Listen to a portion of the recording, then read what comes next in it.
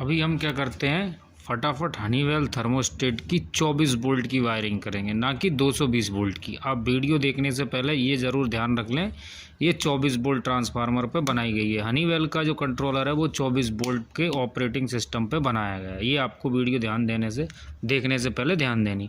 सबसे पहले हमको 24 वोल्ट के लिए क्या चाहिए पड़ेगा, एक ट्रांसफार्मर चाहिए पड़ेगा, ना कि एडोप्टर। यदि एडोप्टर आप 24 वोल्ट का लगाओगे तो ये सिस्टम काम नहीं करेगा, ये आप ज़रूर ध्यान रख लेना, ठीक है। सबसे पहले हमको चाहिए एक 24 वोल्ट का ट्रांसफार्मर। यहाँ हम इसको 220 वोल्ट देंगे और ये दोनों काले वायरों में से हम 24 वोल्ट निकालेंगे, ठीक है। अब मैं इसकी वायरिंग फटाफट चालू करता हूँ, ना बिना किसी देरी करे, ठीक है। सबसे पहले हम इसको यहाँ पे हमको क्या देना पड़ेगी, 1 नंबर पे यहाँ पे दिख रहा होगा आपको, यहाँ पे देखो। इस कंट्रोलर की बात कर लेते हैं फटाफट। इस पर अपन को इसी पे सारी वायरिंग करनी है। पहले नंबर पे आपको दिख रहा होगा और दूसरे नंबर पे हमको यहाँ पे 24 वोल्ट दे देना है, ठीक है। और इसके 24 वोल्ट दे के और इसी के साथ इसके 24 वोल्ट देना। मैं बड़ा आसान करके दिखा दे रहा हूँ, आपको दिक्कत ना हो। देखिए अभी हमने क्या किया है, इस जो कंट्रोलर में से वायर आ रहे थे 3 वायर, ये लाल वाले और काले वाले में हमने 24 वोल्ट दे दिया इस कंट्रोलर के। जो 24 वोल्ट का अपना ये कंट्रोलर है 0 से 10 वोल्ट का, ठीक है। इसमें हमने क्या किया, एक हमने यहाँ इसको 24 वोल्ट प्रोवाइड करा दिए और इसी के जो साथ वाले हैं यहाँ 24 वोल्ट हम लगा देंगे पहले नंबर और दूसरे नंबर पर, ठीक है। अब क्या हो गया हमारा, इसको भी 24 वोल्ट मिल गया और इसको भी 24 वोल्ट मिल गया। अब क्या करेंगे, हमने जो लीड बनाई है, जैसा आपका दूर ट्रांसफार्मर रखा हो, तो इस लीड के थ्रू हम क्या करेंगे, ये दोनों वायर या ट्रांसफार्मर के आउटपुट में जोड़ देंगे। कौन से, हमारे ये 24 वोल्ट वाले। और इसमें कोई भी प्लस माइनस का ऐसा लोचा कुछ भी नहीं होता। जो यहाँ से चल के जा रहे थे ट्रांसफार्मर से, यहाँ से जो सप्लाई मिल रही हमने इसको दे दी पहले और दूसरे नंबर पर, वहीं से उठा के हमारे मोटराइज वाल्व को डायरेक्ट दे दी। अभी हमने सिर्फ इन दोनों को 24 वोल्ट की सप्लाई दी है।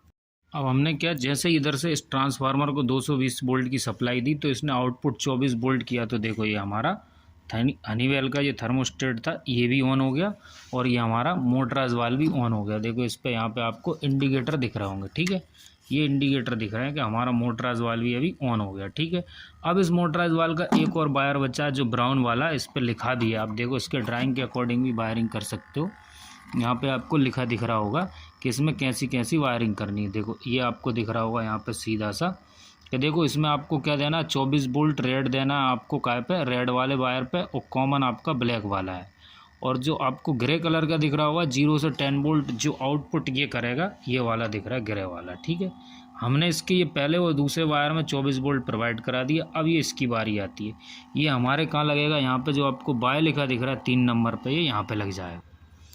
अब क्या, इसका जो कॉमन वाला था जो आपको दिख रहा है 0 से 10 वोल्ट वाला, जो ग्रे कलर का इसका वायर था, देखो ये यहाँ पे लगा हुआ था, तो हमने इसको लगा दिया कहाँ पे, 3 नंबर पे लगा दिया, ठीक है। देखो ये 3 नंबर पे लग गया।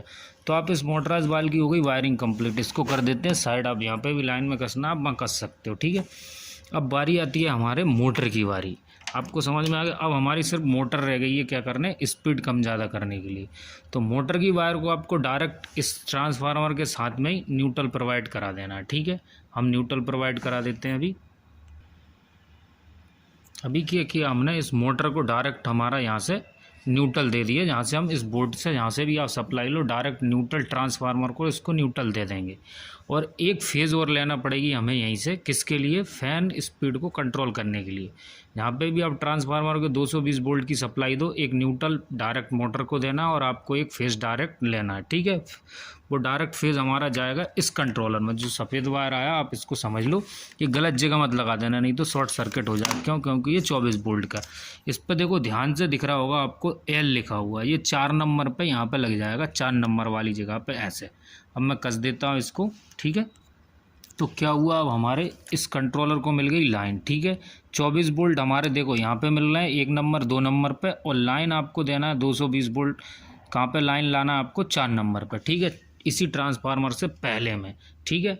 ये अपना काम यहाँ पे हो गया। अब बची तीनों स्पीड है। तीनों स्पीड है देखिए ट्रांसफार्मर की, जो आपको सॉरी मोटर की जो बची हैं वो तीनों स्पीड हैं। देखिए इसमें हमारी लो स्पीड लाल वाला है, और ये वाइट वाला मीडियम स्पीड का, ब्लैक वाला हाई स्पीड का। तो ये कहाँ लग जाएंगे, 7 नंबर पे आपका लो स्पीड पे लगेगा, 6 नंबर वाला मीडियम स्पीड पे, और ये 5 नंबर पे अपना हाई स्पीड वाला।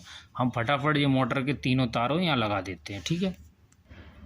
अब जो हमारे मोटर के थे वो तीनों वायर देखो हमारे यहाँ पे लग चुके हैं। देखो लो स्पीड वाला 7 नंबर पे, और जो मीडियम स्पीड वाला था वो 6 नंबर पे, हाई स्पीड वाला 5 नंबर पे।